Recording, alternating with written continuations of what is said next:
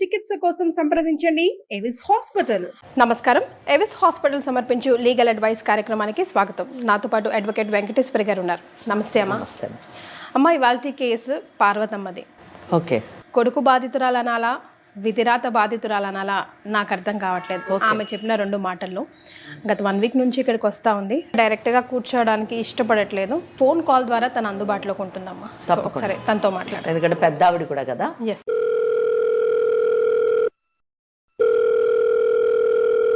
Hello. Hello, ఎవరమ్మా?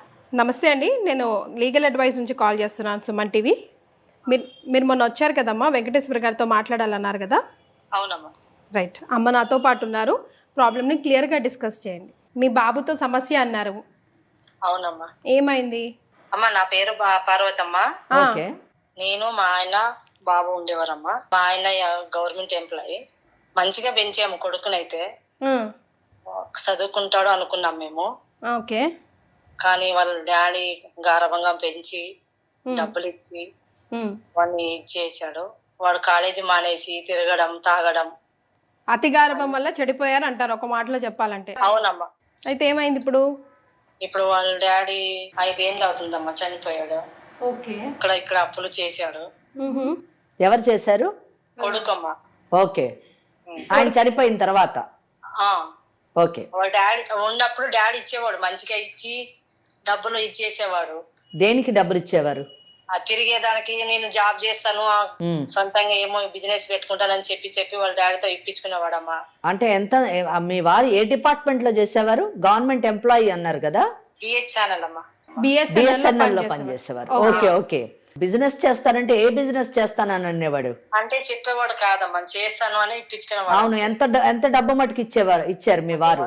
తెలియదమ్మా. చెప్పేవాడు కానీ లక్షలు ఇస్తానని చెప్పలే. ఏమో 5,000 10,000 ఖర్చుకి ఇస్తాను బాబుకి అని చెప్పేవాడు. ఆ తర్వాత ఆయన చనిపోయిన తర్వాత ఈయన అప్పులు చేయడం మొదలెట్టాడు. ఇప్పుడు అప్పులు చేయడం మొదలు పెట్టాడమ్మా. ఓకే. కానీ ఒక రోజు వచ్చి నాతో మాట్లాడాడమ్మా. అమ్మ, నేను మారిపోతున్నాను, మంచిగా ఉంటాను, మిమ్మల్ని చూసుకుంటాను. ఎంత ఉంటుంది వయసు? 35 ఏళ్ళమ్మా. పెళ్ళయిందా? అదే ఇట్లా తిరిగేదానికి చేసేదానికి పెళ్లి చేస్తే బాగుపడతాడని అనుకున్నామమ్మా మేము. చేశారు పెళ్లి? పెళ్లి చేసేమమ్మా. పిల్లలు ఉన్నారా?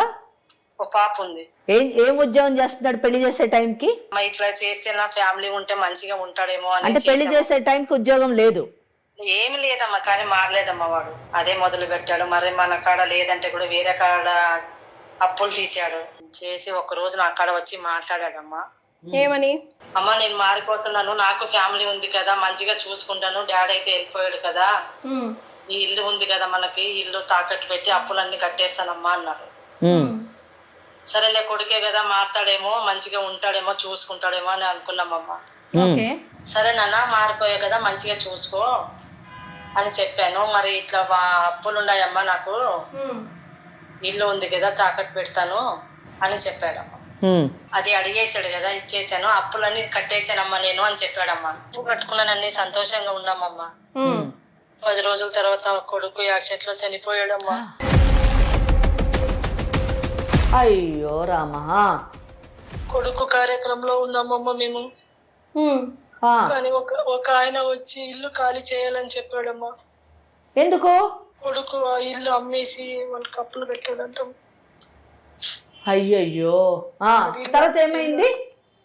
ఆయన వచ్చి ఇల్లు ఖాళీ చేయండి అమ్మా అన్నాడు. ఏం చేయాలో మాకు అర్థం కాలేదమ్మా. కాగితాలు ఏమన్నా చూపించాడా?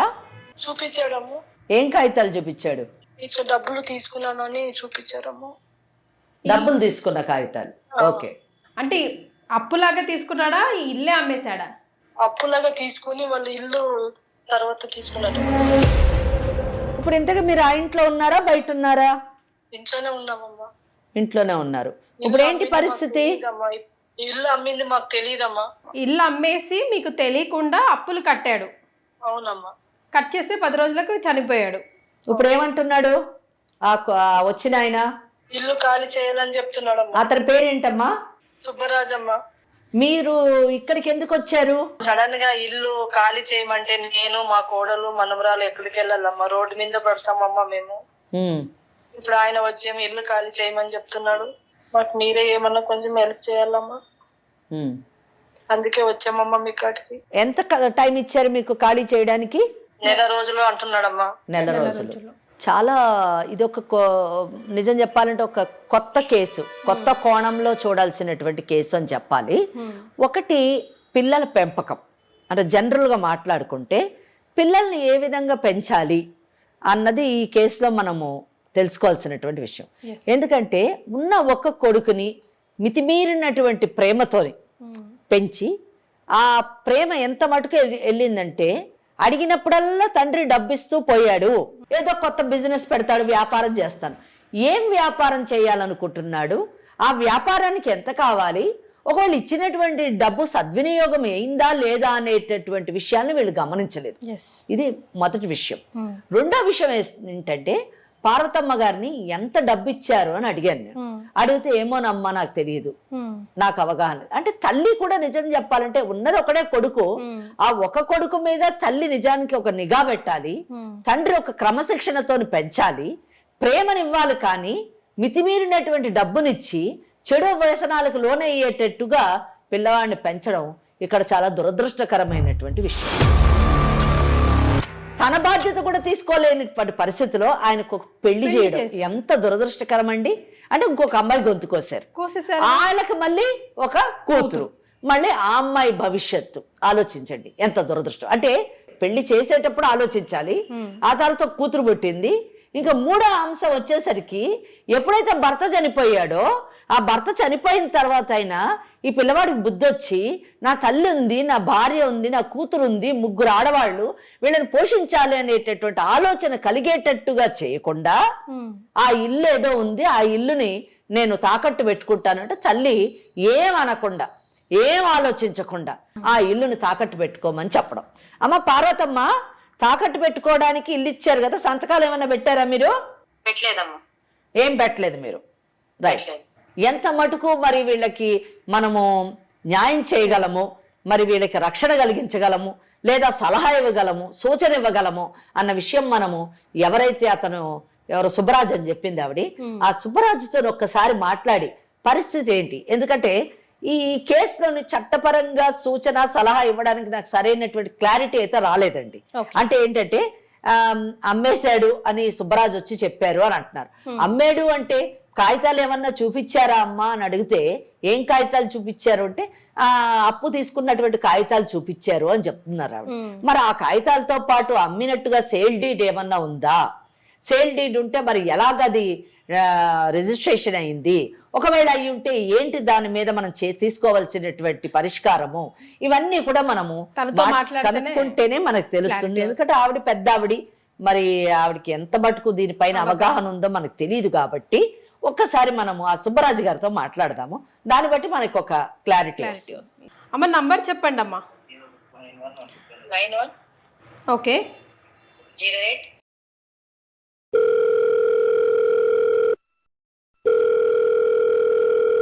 హలో హలో, నమస్తే అండి, సుబ్బరాజు గారా? అవును మేడం, ఎవరండి? నేను సుమన్ టీవీ లీగల్ అడ్వైస్ నుంచి కాల్ చేస్తున్నాను. సుబ్బరాజు గారు, నాకెందుకు కాల్ చేశారు మేడం? ఎస్, మీకు ఎందుకు కాల్ చేశానంటే రీసెంట్గా పార్వతమ్మ అనే ఆవిడ కొడుకు చనిపోయారు. అంతకుముందు వాళ్ళ ప్లేస్ ఏదో మీకు పై రాసిచ్చారు, మీ పేరు మీద రాసిచ్చారని నాకు విన్నాను. దాని మీద ఒక క్లారిటీ లేదు మాకు, ఒకసారి క్లారిటీ తెలుసుకుందామని. పార్వతమ్మ గారి అబ్బాయి వచ్చేసి అతని పేరు కళ్యాణ్ మేడం. ఓకే. అతను నా దగ్గర గత 10 సంవత్సరాల నుంచి అమౌంట్ తీసుకునేవాడు, ఇచ్చేవాడు మేడం, కట్టేవాడు. ఓకే. 10,000 20,000 అట్లా అట్లా తీసుకొని ఇచ్చేవాడు. ఓకే. అట్లా అట్లా కొంచెం కొంచెం పెంచుకుంటా అది కాస్త లక్షల్లోకి వెళ్ళిపోయింది మేడం. అట్లా తీసుకుంటూ దగ్గర దగ్గర ఎంత అయిందంటే 12 లక్షలు అయింది మేడం. 12 లక్షలు అప్పు అయింది. ఆ 12 లక్షలు 5 సంవత్సరాల క్రితమే 12 లక్షలు అయిపోయింది మేడం. అది వాడు అది ఎట్లా ఎందుకు రానికి ఇంత అమౌంట్ అంటే నాకే అవసరాలు ఉన్నాయి, వాడు పెద్ద ఇది మేడం, జల్సాలు, తాగుడు, ఫ్రెండ్స్ వేసుకొని తిరుగుడు, ఆ డబ్బులు అంటే కేరే లేదు అడిగి, మనకి అడిగేవాడు. సో మనకు కరెక్ట్ టైంలో కట్టున్నాడు కదా అనేసి మేము కూడా ఇచ్చేవాళ్ళం మేడం, మేము అడిగేవాళ్ళం కాదు ఎందుకు ఏంటి అనేసి. అంటే మీకు తెలుసు జలసాలకి యూజ్ చేసుకుంటున్నాడు, తన కుటుంబానికి ఉపయోగపడేది కానీ తెలుసు, అయినా స్టిల్ మీకు ఇంట్రెస్ట్ వస్తుంది కాబట్టి మీరు ఇస్తా పోయారు. మీ డబ్బు మీకు రిటర్న్ వస్తుంది కాబట్టి వాడు ఎట్టబోతే నాకెందుకు, నా డబ్బు నాకు వస్తుంది కదరా నాయన అనుకున్నారు మీరు, అంతేనా? మేడం అంటే నాకు ఇన్ టైమ్ లో తీసుకొచ్చి ఇచ్చేవాడు మేడం. నా దగ్గర వచ్చేసరికి వాడు పర్సనల్ గా దేనికి యూజ్ చేస్తున్నారో తెలియదు, కానీ బయట తెలిసింది బట్టి ఏంటంటే వాడు వేస్ట్ గా తిరుగుతుంటాడు, ఇట్లా ఖర్చు జల్సాలు చేస్తుంటాడు అనే విషయం తెలుసు. రైట్, నాతో పాటు వెంకటేశ్వరి గారు కూడా ఉన్నారు, అడ్వకేట్. ఆ అమ్మ కూడా మీ మాటలు వింటా ఉన్నారు. Okay madam. సుబ్బరాజు గారు, మీరు బిజినెస్ ఏం చేస్తారండి? మేడం మేము డబ్బులు ఇట్లా రియల్ ఎస్టేట్ చేస్తాను, ప్లస్ ఇట్లా ఇంట్రెస్ట్ కి ఇట్లా అమౌంట్ ఇస్తాను మేడం. ఎవరైనా డబ్బులు అడిగితే మీరు డబ్బులు ఇవ్వచ్చు, ఇంట్రెస్ట్ అది మీ వ్యక్తిగతము, లేదా బిజినెస్గా కూడా మీకు లైసెన్స్ ఉంటే మీరు ఆ బిజినెస్ కూడా చేయొచ్చు. దాని విషయం అయితే మేము పెద్ద ఏం మాట్లాడదలుచుకోలేదు, ఆ ఇష్యూస్లోకి మేము వెళ్ళము. మేము తెలుసుకోవాలనుకున్నది ఏంటంటే, పార్వతమ్మ గారు ఏమంటున్నారంటే, మా కొడుకు చనిపోయిన 10 రోజులకు సుబ్బరాజు అన్న ఆయన వచ్చి ఈ ఇల్లు మాకు మీ కొడుకు అమ్మేశాడు కనుక ఖాళీ చేయండి, ఒక 1 నెల రోజులు టైం ఇస్తున్నాము అని అన్నారు అని చెప్తున్నారు ఈ పార్వతమ్మ గారు. దీని విషయంలోనే మాకు అసలు ఏంటో అర్థం కాలేదు. ఆ ఇల్లు ఎలా అమ్మాడు, మరి ఎలాగ మీకు మీ పొజిషన్లోకి ఎలాగొచ్చింది, అసలు మీరు ఎలా హక్కుదారుడు అవుతారు అన్నది కొంచెం తెలుసుకోవాలనుకుంటున్నామండి. అసలు ఏం జరిగింది ఇల్లు విషయంలో? Okay madam. Okay madam. 5 సంవత్సరాల క్రితం వచ్చేసి టోటల్ అమౌంట్ 12 లక్షలు అయింది మేడం. నేను ఇచ్చిన అమౌంట్. ఓకే. ఆ అమౌంట్ 5 సంవత్సరాలకి మొత్తం టోటల్ ఇంట్రెస్ట్ కలిపి 32 lakhs అయింది మేడం. Okay, 32 lakhs. ఇప్పుడు దాని వాల్యూ ఎంత ఉంటదండి? దాని వాల్యూ ఉంటది మేడం, బానే ఉంటది. కానీ ఇంకా నేను అడిగేసాను మేడం, నాకు ఇట్లా అమౌంట్ కావాలి, చాలా రోజులు అవుతుంది, నాకు కంపల్సరీ ఇట్లా కావాలి అమౌంట్ అనేసి నేను మామూలుగానే అడిగేసాను మేడం. ఓకే. అడిగితే అన్న నా దగ్గర అయితే డబ్బులు లేదు, నేను డబ్బులు అయితే ఇప్పుడు ఇవ్వలేను, ఇల్లు ఉంది, ఇల్లు అమ్ముతాను, తీసుకోండి అని అన్నాడు మేడం. ఓకే. సరే, నాకు కూడా డబ్బులు కావాలి కదా అనే ఉద్దేశంతో నేను, నాకు యాక్చువల్ గా ఇల్లు తీసుకునే ఉద్దేశం లేదు, బట్ నా డబ్బులు రావాలి కాబట్టి నేను రికవరీ చేసుకోవాలి కాబట్టి సరే తీసుకుంటాను అని చెప్పాను మేడం. ఓకే. సరే అన్న, నీకు 32 lakhs ఇవ్వాలి కదా, నాకు ఇంకా పైన ఒక 5 lakhs ఇవ్వండి, నీకు ఇల్లు రిజిస్ట్రేషన్ చేసిస్తాను పూర్తిగా అని చెప్పాడు మేడం. అంటే ఆల్మోస్ట్ 37 lakhs. 37 lakhs. 37 లక్షలకి మీరు ఇల్లు. ఈ మీరు కొనుక్కున్నటువంటి ఇల్లు ఎక్స్టెంట్ ఎంత ఉంటది, ఎన్ని గజాలు ఉంటది? ఒక 150 గజాలు ఉంటది మేడం. ఉంటది కాదు, మీరు రిజిస్ట్రేషన్ చేయించుకున్నా అన్నారు కదా, పక్కగా చెప్పాలి. 150 గజాలు ఉంది మేడం. 150 గజాలు. ఏ ఏరియాలో ఉంటుంది? బీరంగూడ మేడం. బీరంగూడ అంటే ఆల్మోస్ట్ 80 లక్షలు ఉంటది కాస్ట్ ఈజీగా. పర్టికులర్ గా చెప్పలేము మేడం. ఓకే ఓకే, మీరు చెప్పొద్దు, మేము చెప్తాంలే, మాకు ఐడియా ఉంది. సో 37 లక్షలకి ఇల్లు అమ్ముతా అన్నారు. ఇల్లు అమ్ముతా అన్నాడు. చేశాను నేను, ఇచ్చి ఫర్దర్ గా డాక్యుమెంటేషన్ మీద రిజిస్ట్రేషన్ చేయించుకున్నాను మేడం. ఎక్కడ రిజిస్ట్రేషన్ చేయించారండి?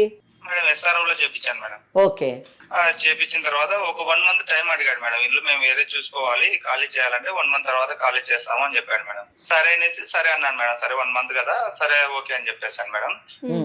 రిజిస్ట్రేషన్ అయిపోయిన తర్వాత ఒక 10 days కి అట్లా తను అన్ఫార్చునేట్లీ యాక్సిడెంట్ లో చనిపోయాడు మేడం. ఓకే.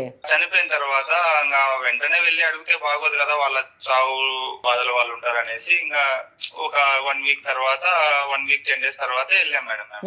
అమ్మ ఇట్లా పార్వతమ్మ గారు, మీ అబ్బాయి ఇట్లా మాకు ఇల్లు అమ్మేశాడమ్మా, మీరు ఖాళీ చేయాలమ్మా అని తనతో చెప్పేశాం మేడం. ఇప్పుడు ఈ రిజిస్ట్రేషన్ అప్పుడు ఎవరు సంతకాలు పెట్టారండి? రిజిస్ట్రేషన్ అప్పుడు తనే పెట్టేశాడు మేడం. తన పెట్టాడు అంటే ఏ డాక్యుమెంట్ ఆధారంగా మీరు రిజిస్టర్ చేశారు ఆ ప్రాపర్టీని?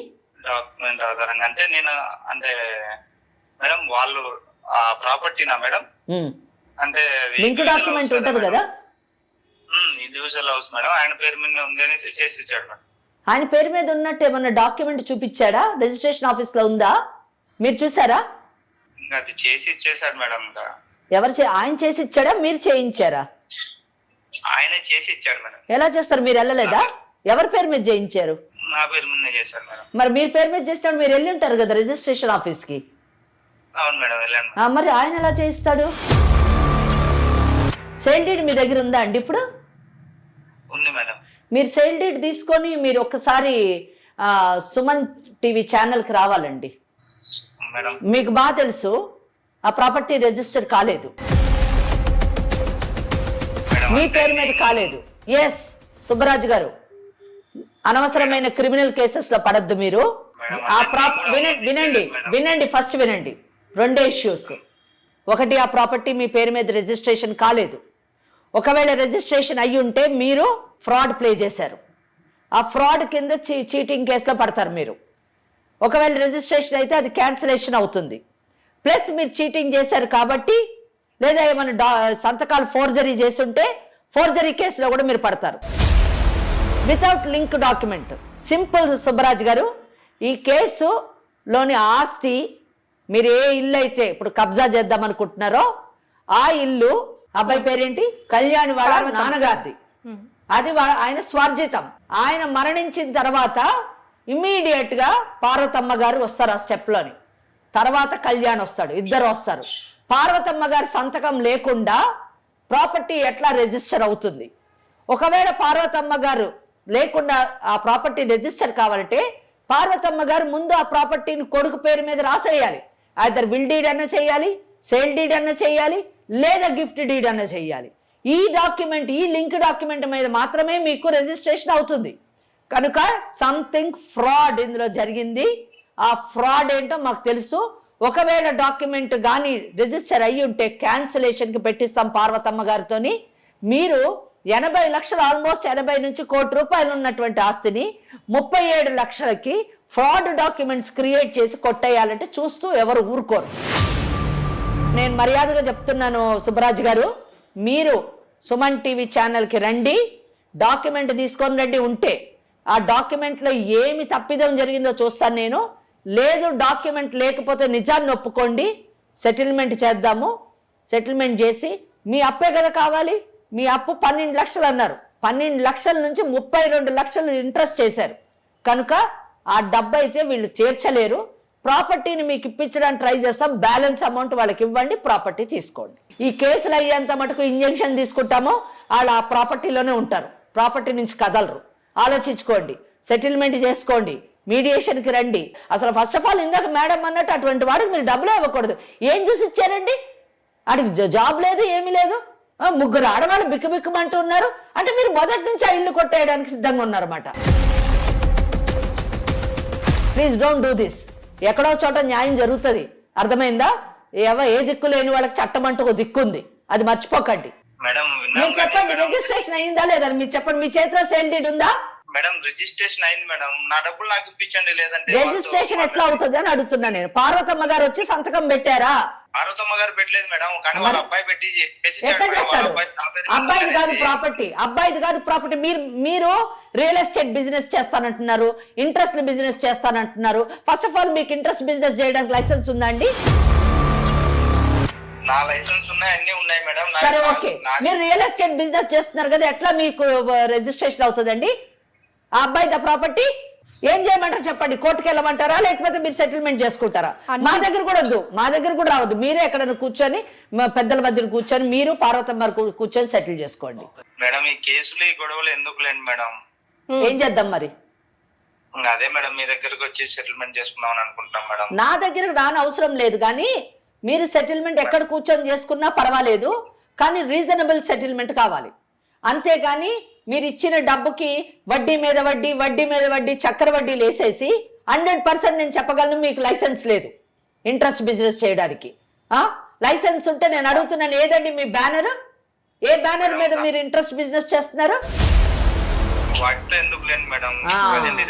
సో అందుకే సుబ్బరాజు గారు, సుబ్బరాజు గారు ఎక్కడో ఒక చోట మనం మానవత్వంతో ప్రవర్తించాలండి. మీరు డబ్బు సంపాదించడం తప్పని నేను అనట్లేను, కానీ ఎక్కడ సంపాదించాలో అక్కడ సంపాదించాలి. చెప్పలేదు, నేను అర్థం చేసుకున్నాను. కానీ ఒకటి, ఇందాక కీర్తి మేడం చెప్పినట్టు అటువంటి వాడికి మీరు డబ్బులు ఇవ్వడమే తప్పండి. నిజం చెప్పాలంటే వాడు ఎంత తప్పు చేశాడో మీరు కూడా అంతే తప్పు చేశారు. నేను కూడా దీంట్లోని పార్వతమ్మ గారితో కాంటాక్ట్ లో ఉంటాను. నేను మీరు ఏం చెప్తారో చూస్తాను, నేను ఎంత సెటిల్మెంట్ చేస్తారో చూస్తాను. ఎప్పటికప్పుడు నేను ఆవిడ గైడ్ చేస్తూ ఉంటాను. నిజంగా మీరు రీజనబుల్ సెటిల్మెంట్ చేసుకోవాలి. నా డబ్బు, నా 12 లక్షలు నాకు కావాలి విత్ సమ్ ఇంట్రెస్ట్. నా 12 లక్షలు నాకు కావాలి, ఒక ఫిగర్కు రండి, అరైవ్ కండి. నిజం చెప్పాలంటే మీకు 10 పైసలు రావండి. మీరు కోర్టుకు కానీ వెళ్తే 10 పైసలు రావు. కానీ ధర్మము మీకు ఇవ్వాలి. మీరు ఇచ్చారు కదా, వాడు తాగడానికి, తినడానికి, తిరగడానికి ఇచ్చారు కదా, మీ 12 లక్షలు మీకు రావాలి. కాబట్టి దానికి ఏదో కొంచెం ఇంట్రెస్ట్ చేసుకొని మీరు తీసుకోండి. కొన్ని బ్యాలెన్స్ అమౌంట్ వాళ్ళకి ఇవ్వండి. ఆ డబ్బుతో వాళ్ళు ఎక్కడో కొనుక్కొని వేరే ఇల్లు కొనుక్కొని ఉంటారు, బ్రతుకుతారు. ఆ ఆడపిల్ల పరిస్థితి ఏంటండి? మాట్లాడతాం. ఓకే, పరస్పరం కూర్చొని మాట్లాడండి. చూస్తుంటే అంత కఠిన హృదయాలు కూడా మీరు అనిపించట్లేదు, బికాస్ మేడం చెప్పిన మాటలు అర్థం చేసుకున్నారు కాబట్టి. అలాగే పార్వతమ్మ ఆ ఇద్దరు మిగతా ఆడవాళ్ళ విషయం కూడా కొంచెం దృష్టిలో పెట్టుకొని డెసిషన్ తీసుకోండి సుబ్బరాజు గారు. సరే ఓకే మేడం. అమ్మ పార్వతమ్మ ఉన్నారు కదా లైన్లో, విన్నారు కదా? మీరు ఒకసారి అందరూ కలిసి కూర్చొని మాట్లాడండి అమ్మా. ఆయన ఏం చెప్తారో వినండి, ఎంత డబ్బు అడుగుతారో కనుక్కోండి. మీ కొడుకు కూడా చేసిన గొప్ప పనులు ఉన్నాయి కదా, మీ కొడుకు కంటే తప్పులు మీవి. మీ పెంపక లోపం వల్ల మీరింత దరిద్రంగా పెంచారు కాబట్టి సమాజానికి ఒక చీడ పురుగును అందించారు మీరు. ఆ చీడ పురుగు మీ కుటుంబాన్ని తినేయడమే కాకుండా సమాజంలో కూడా పనికి రాకుండా తయారైంది. 32 లక్షలు కాదు అని ఒక ఫిగర్కి అరేంజ్ అయ్యి ఆ ఫిగర్ ఇవ్వడానికి మరి ఆ ఇల్లు అమ్మి ఆ మిగతా డబ్బు అంటే మినిమం 80 లక్షలు ఉంటుంది. 12 లక్షలు అంటే ఓ 15 లక్షలు ఇచ్చినా కూడా మీకు ఒక 65 లక్షలు వస్తుంది. ఆ 65 లక్షలు తీసుకొని ఎక్కడైనా ఇల్లు కొనుక్కొని మీ మనవరాలు భవిష్యత్తుని తీర్చిదిద్దండి. వీలైతే మీ కోడలకు ఇంకో పెళ్లి చేయండి. అంతేగాని వాళ్ళని మళ్ళీ మీ నెత్తి మీద పెట్టుకొని వాళ్ళని బాధ పెడుతూ ఉండొద్దు. అసలు మొదట మీరు మీ పనికిమాలిన కొడుక్కి ఆ పిల్లనిచ్చి పెళ్లి చేయడమే తప్పు. మీది తప్పు, ఆ తల్లిదండ్రులది కూడా తప్పండి. చాలా దురదృష్టకరం. 2 ఆడవాళ్ళ జీవితాలు రోడ్డు మీద వేసారండి. అర్థమైందమ్మా? అర్థమైందా నేను చెప్పింది? మీకు ఏ డౌట్ ఉన్నా, ఏ ప్రాబ్లం ఉన్నా తప్పకుండా లీగల్ అడ్వైస్ ఇక్కడికి రండి. నేను అవకాశం ఉన్నప్పుడల్లా మీతో మాట్లాడి ఈ సమస్యని సాల్వ్ చేయడానికి ట్రై చేద్దాం. సంతోషం అమ్మా. ఓకే అమ్మా, ఓకే. తనకు అర్థమైంది కాబట్టి, బికాజ్ ఆయన కూడా రియల్ ఎస్టేట్లో ఉన్నారు కాబట్టి, మిమ్మల్ని మభ్యపెట్టలేడు కాబట్టి ఇది ఇలా ఎండ్ అయిందమ్మా. ఇటువంటి కార్యక్రమాలు ఉండడం వలన పార్వతమ్మ గారు లాంటి వాళ్ళు రాగలిగారు. ఆమెకు జరిగినటువంటి అన్యాయాన్ని కానివ్వండి, మోసాన్ని కానివ్వండి, ఆమె ఈరోజు ఎదుర్కొనేటటువంటి అవగాహనని ఆమె పొందారు. అలాగే సుబ్బరాజు గారు లాంటి వాళ్ళు కూడా మనం ఒక చట్టానికి విరుద్ధంగా ఏమైనా పనులు చేస్తే చట్టం తప్పకుండా తన యొక్క పనిని తాను చేసుకుంటూ వెళుతుంది అనేటటువంటి మెసేజ్ని మనము ఇవ్వగలిగాం. హోప్ పార్వతమ్మ గారికి తప్పకుండా న్యాయం జరుగుతుంది అని అనుకుంటున్నాను. Thank you so much ma'am. నమస్కారం. ఇది ఇవాల్టి లీగల్ అడ్వైస్. వేరికోస్ వెయిన్స్ కి సరైన చికిత్స కోసం సంప్రదించండి ఎవిస్ హాస్పిటల్.